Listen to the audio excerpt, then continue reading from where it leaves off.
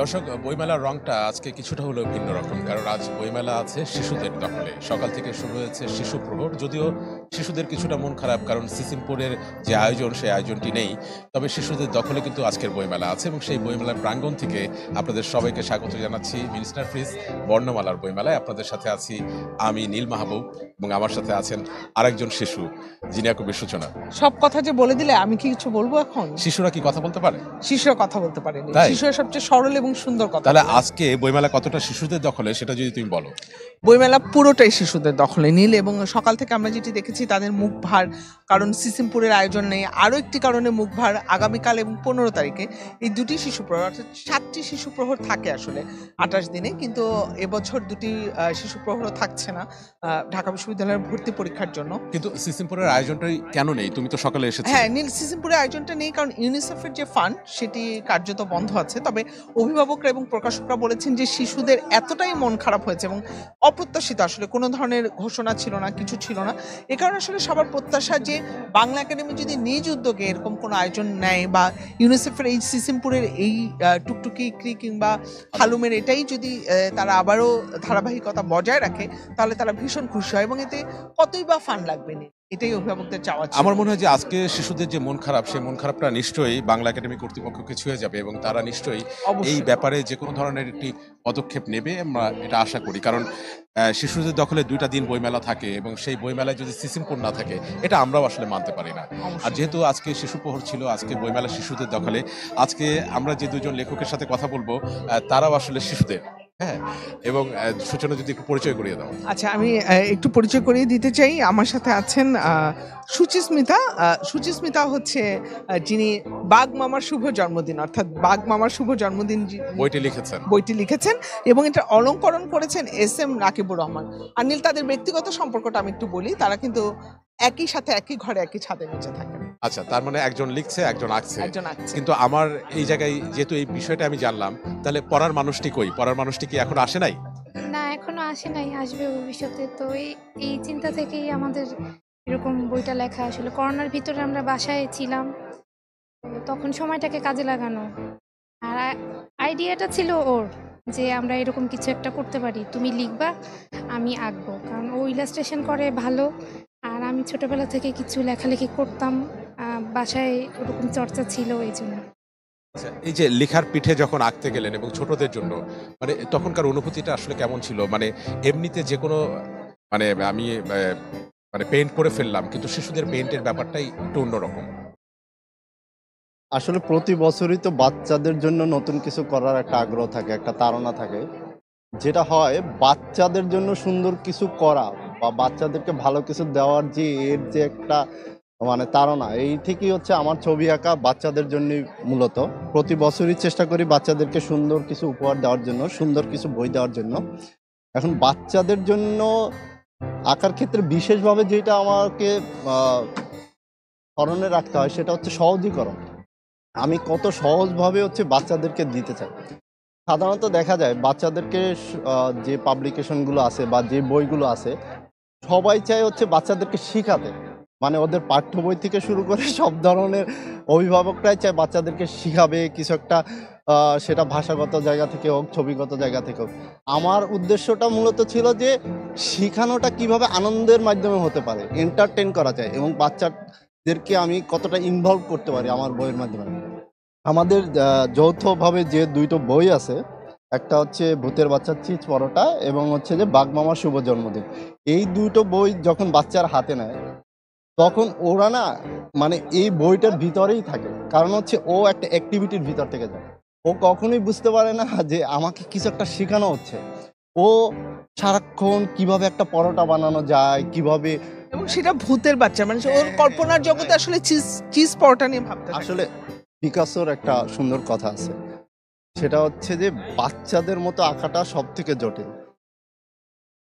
রাফায়েলের মতো সে হচ্ছে যে 4 বছর চর্চার পরে রাফায়েলের মতো সে আঁকতে পারছে, কিন্তু বাচ্চাদের মতো আঁকতে তার সারা জীবন কেটে গেছে।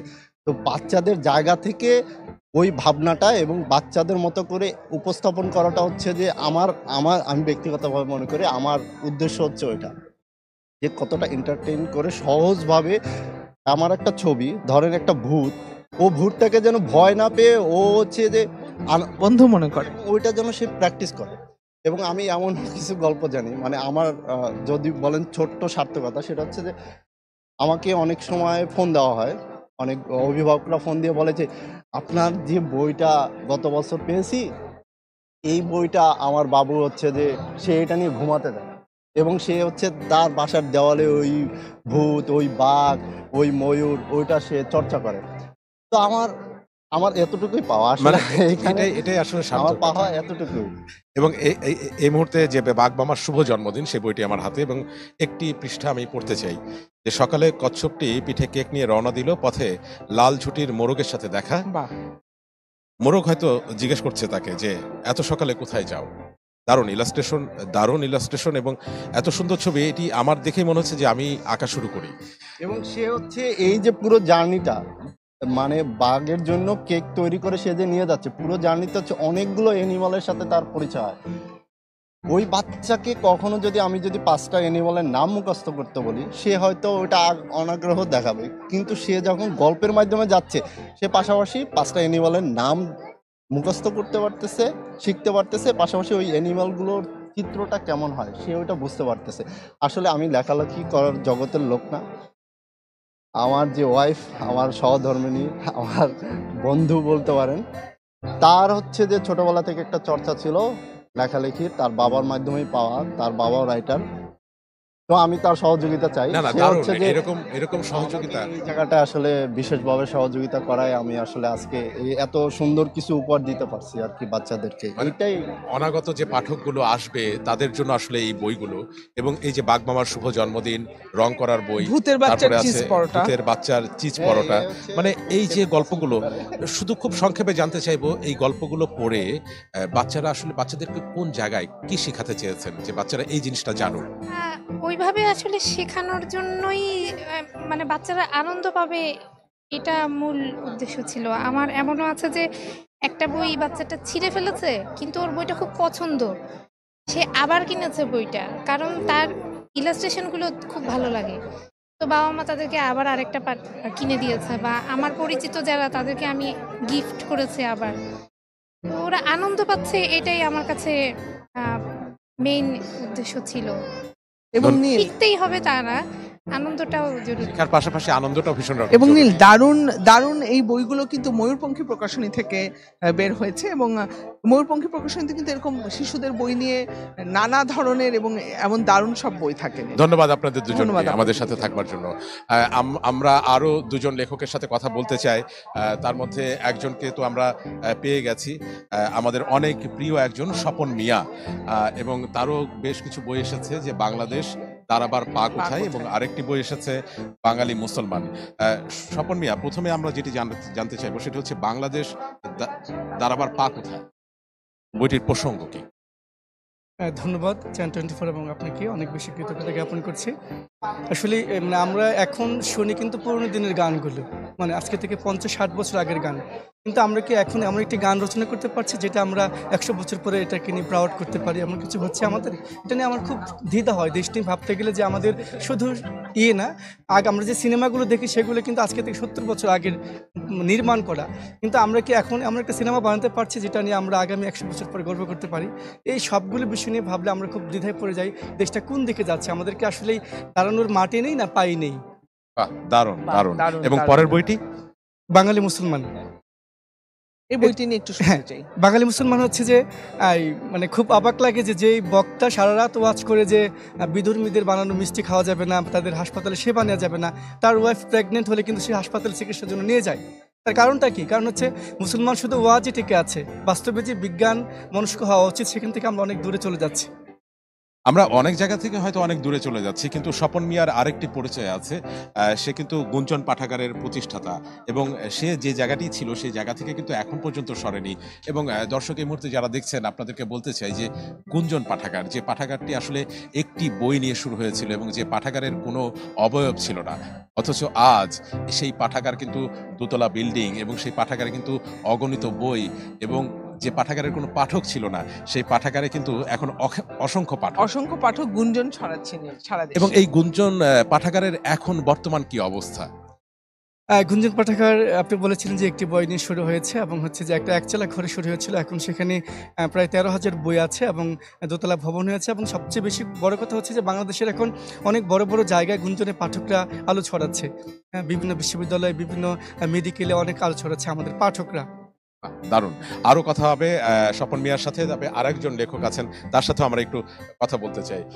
আমাদের সাথে আছেন শেখ বদিউজ্জামান, এবং শেখ বদিউজ্জামানের কিন্তু একটি বই এসেছে এবার, দেহ মনের দেহ মাঝারে। মনের মাঝারে। এবং প্রচ্ছদটি সম্পর্কে আমি একটু জানতে চাই, প্রচ্ছদটি দিয়ে আসলে কি বোঝানো হচ্ছে? পাশাপাশি এই বইটি সম্পর্কে খুব সংক্ষেপে যদি আমাদেরকে জানান।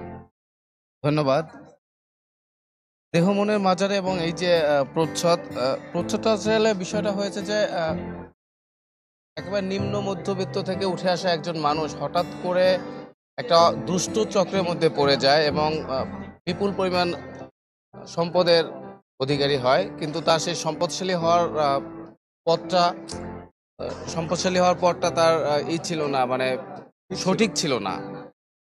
তো একটা পর্যায়ে এসে তার মধ্যে উপলব্ধি হয় যে আসলে সে যেটা করে এসেছে তার জীবনে ফেলে আসা দিনগুলিতে সে যা কিছু অর্জন করেছে, উপার্জন করেছে, তো সেটা আসলে সম্পূর্ণটাই ভুল ছিল আর কি। সেই সময় সে প্রায়শ্চিত্ত করতে চায়। তো প্রায়শ্চিত্ত কিভাবে করবে, সে আহ, মানে প্রতিনিয়ত হীনমন্যতায় ভোগে, গ্লানিতে ভোগে এবং মানসিকভাবে কোনোভাবেই সে স্বস্তি পায় না।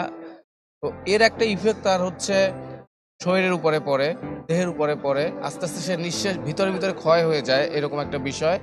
এবং সে দুঃস্বপ্ন দেখে, সে মনে করে যে সে পরকালে যে সব শাস্তি ভোগ করবে সেটাই মনে হচ্ছে সে এই জীবনে সে ভোগ করতেছে। বাকিটা এরকম একটা অনিল মানসিক আসলে অবস্থা। বইটা পড়েই বোধহয় পাঠক জেনে নেয়। ধন্যবাদ আপনাকে শেখ বদিউজ্জামান, এবং দেহ মনের মাঝারে এবং এই বইটি পাঠকের হাতেও থাক, আমরা সেটি প্রত্যাশা করব। এবং কথা বলতে বলতে কিন্তু সূচনা আয়োজনে একদম শেষ প্রান্তে চলে এসেছি আমরা, এবং আমাদের হাতে মাত্র 30টি সেকেন্ড সময় আছে। এর নীল, মধ্যে তাহলে তুমি দ্রুত বিদায় নিয়ে ফেলো নীল। হ্যাঁ, এবং আমরা যেটি বলতে চাই, এই বইমেলায় আসলে কিন্তু আমরা প্রত্যাশার গল্প শুনতে পাই, হতাশার গল্প এই বইমেলা প্রাঙ্গণে আসলে আমরা খুঁজেও পাই না।